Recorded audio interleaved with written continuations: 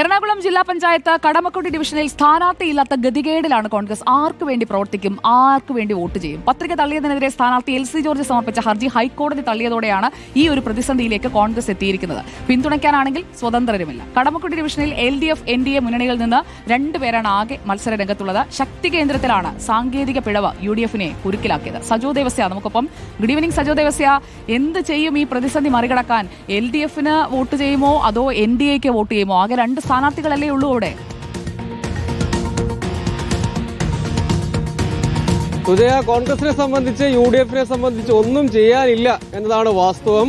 ഇവിടുത്തെ എറണാകുളത്തെ പ്രാദേശിക കോൺഗ്രസ് നേതാക്കളുമായി സംസാരിക്കുകയായിരുന്നു. അവർ പറഞ്ഞത് പത്രിക സമർപ്പിച്ചിട്ട് വീട്ടിൽ പോയി കിടന്നുറങ്ങിയാൽ ഫലം വരുമ്പോൾ പോയി നോക്കിയാൽ മികച്ച ഭൂരിപക്ഷത്തിൽ ജയിക്കാൻ കഴിയുന്ന ഒരു ഡിവിഷനാണ് ഒരു സാങ്കേതിക പിഴവ് കൊണ്ട് ഒരു സ്ഥാനാർത്ഥി പോലും ഇല്ലാത്ത അവസ്ഥയിലേക്ക് കാര്യങ്ങളെ എത്തിച്ചത് എന്നാണ്. അവരതിൽ വല്ലാതെ ഖിന്നരാണ് താനും. അതാണ് അവർ ആവർത്തിച്ച് പറയുന്ന ഒരു കാര്യം.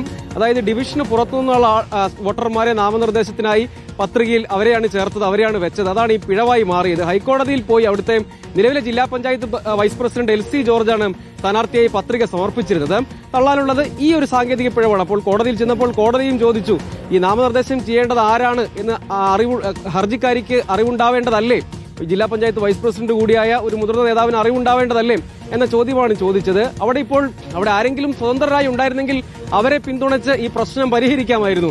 അങ്ങനെ ഒരു സാധ്യതയില്ല. സാധാരണ കോൺഗ്രസിന് ഇഷ്ടം പോലെ വിമതരുണ്ടാവുന്നതാണ്. പക്ഷെ അങ്ങനെ പത്രിക കൊടുക്കാൻ ആരും ഇവിടെ ഉണ്ടായില്ല. ആകെ രണ്ട് പേരേ ഉള്ളൂ. CPM-ന്റെ സ്ഥാനാർത്ഥി, BJP-യുടെ സ്ഥാനാർത്ഥി. എന്ന് വെച്ചാൽ LDF-ന്റെയും NDA-യുടെയും സ്ഥാനാർത്ഥികൾ മാത്രമേ ഉള്ളൂ. മറ്റാരുമില്ല. മറ്റൊരു പാർട്ടിയുടേതുമില്ല, സ്വതന്ത്രരുമില്ല.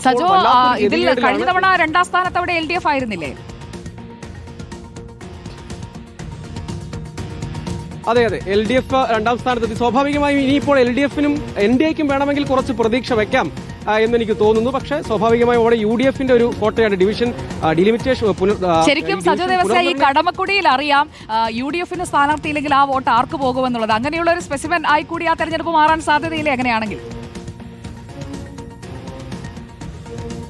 ഉറപ്പായും അത് പക്ഷേ കോൺഗ്രസിനെ സംബന്ധിച്ച് ബുദ്ധിമുട്ട് ഉണ്ടാക്കുന്നത് കൊണ്ട് എന്തായിരിക്കും അതിൽ എന്തെങ്കിലും പ്രവർത്തകർക്ക് നിർദ്ദേശം ഉണ്ടാകുമോ എന്നുള്ളത് അറിയാൻ നമുക്ക് കാത്തിരിക്കാം സജോ. എന്തായാലും കടമക്കുടി ഈ തെരഞ്ഞെടുപ്പിലെ ഒരു കൗതുക കുടിയായി മാറുകയാണ്. അപ്പോൾ നമുക്ക് അതിന്റെ ഫലത്തിനായി ഡിസംബർ 13 വരെ കാത്തിരിക്കാം.